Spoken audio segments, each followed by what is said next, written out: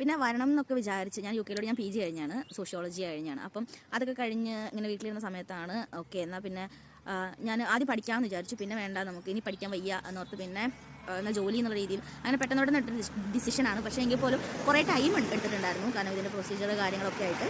പക്ഷേ എക്സ്പെക്റ്റ് ചെയ്തതെന്ന് പറഞ്ഞിട്ടുണ്ടെങ്കിൽ ഭയങ്കര വലിയ എന്താ പറയുക, ഇവിടുത്തെ വീടുകളൊക്കെ ആണെങ്കിൽ എൻ്റെ മനസ്സിലുള്ളൊരു നമ്മൾ ഫിലിമൊക്കെ കണ്ട് ആ ഒരു ഇത് മാത്രമല്ലേ ഉള്ളൂ. പക്ഷെ ഇവിടെ വന്നിറങ്ങി അന്ന് തുടങ്ങിയ മഴയാണ് ഇവിടെ. ഇപ്പോൾ സമ്മറാണ്, സ്റ്റിൽ മഴയാണ്. മഴയില്ലാത്തൊരു ദിവസമില്ല. എത്ര വെയിലാണെങ്കിലും ചെറുതായിട്ടെങ്കിലും ഒന്ന് മഴ പെയ്യും. അപ്പോൾ അത് എനിക്ക് തോന്നുന്നു കുറേ റീൽസിൽ ഞാൻ കണ്ടിട്ടുണ്ട്.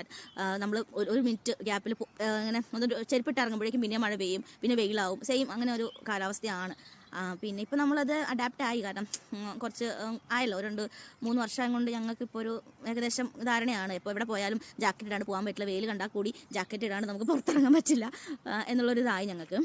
ഇതൊക്കെ ഞങ്ങളുടേതായ രീതിയിലുള്ള അഭിപ്രായങ്ങളാണ് കേട്ടോ. പലർക്കും പല എല്ലാവർക്കും ഇൻഡിവിജ്വലി എല്ലാവർക്കും ഓരോ ഞങ്ങളുടെ പേഴ്സണലി ഉള്ള ഒരു അഭിപ്രായം. ഞങ്ങൾ ഇവിടെ വന്നിട്ട് 3 വർഷം വന്നിട്ട് ഞങ്ങൾക്ക് ചെയ്തോന്ന് ചോദിച്ചാൽ ചെയ്തിട്ടില്ല എന്നല്ല, കുറച്ച് എന്നാൽ കൂടി സ്ട്രഗിളാണ്. അത്രയും അങ്ങോട്ട് ഞങ്ങൾ ചെയ്തിട്ടില്ല. കാരണം ഞങ്ങൾക്കാണെങ്കിലും ഈ പറഞ്ഞ പോലെ വന്നപ്പെട്ട സ്ഥലം എന്ന് പറയുന്നത് നല്ലൊരു സ്ഥലമാണ്. കൂട്ടത്തിലുള്ളവരെന്ന് പറഞ്ഞിട്ടുണ്ടെങ്കിൽ അത്രയും ഹെൽപ്ഫുള്ളാണ്. പിന്നെ ഓക്കെയാണ്, എല്ലാം ഓക്കെയാണ്. ഇത് പേഴ്സണൽ, ഞാൻ വീണ്ടും പറയുന്നു, ഞങ്ങളുടെ പേഴ്സണൽ അഭിപ്രായമാണ്.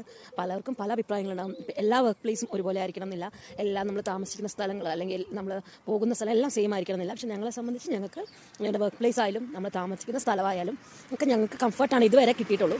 അപ്പം കുറേ പേര് ഇപ്പം നാട്ടിൽ നിന്ന് വരാൻ പറ്റാത്ത ഒത്തിരി പേരുണ്ട് കേട്ടോ. ഇപ്പം ഞാനൊക്കെ ഒത്തിരി സ്ട്രഗിൾ ചെയ്തിട്ട് കയറി പോകുന്ന ഒരാളാണ്.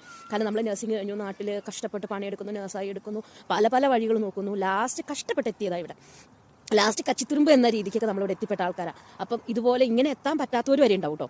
അതായത് ഞങ്ങൾ വന്ന സമയത്ത് ഭയങ്കര പ്രശ്നമായിരുന്നു. കാരണം ചേച്ചിക്ക് വന്നിട്ടുണ്ടെങ്കിൽ സ്പൗസ് വിസ ഉണ്ടായിരുന്നില്ല, എനിക്ക് വന്നപ്പോൾ അത് ഉണ്ടായിരുന്നു. കാരണം ഒരു 2-3 മന്ത്സിൻ്റെ ഗ്യാപ്പ് ആണെങ്കിൽ പോലും പെട്ടെന്ന് ഈ പറഞ്ഞ പോലെ ഓരോരോ ചേഞ്ചസും കാര്യങ്ങളൊക്കെ പെട്ടെന്ന് വരുന്നതുകൊണ്ട് അങ്ങനത്തെ ഇഷ്യൂസൊക്കെ ഉണ്ട്. പിന്നെ എന്താ, പിന്നെ ഇപ്പോൾ ഇത് പറഞ്ഞ പോലെ ഓരോരുത്തർക്കും ഓരോരോ അഭിപ്രായങ്ങളാണ്.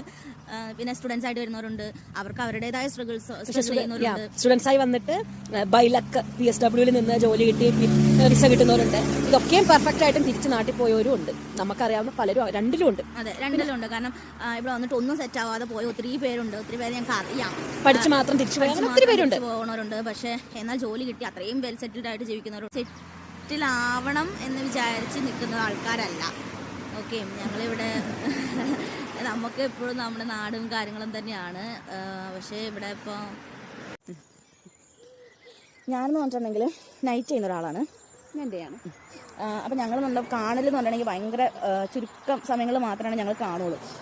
പിന്നെ കാണുമ്പോഴാണ് ഈ പറഞ്ഞ പോലെ റീൽസ് കാര്യങ്ങൾ വല്ലപ്പോഴും കാണുമ്പോൾ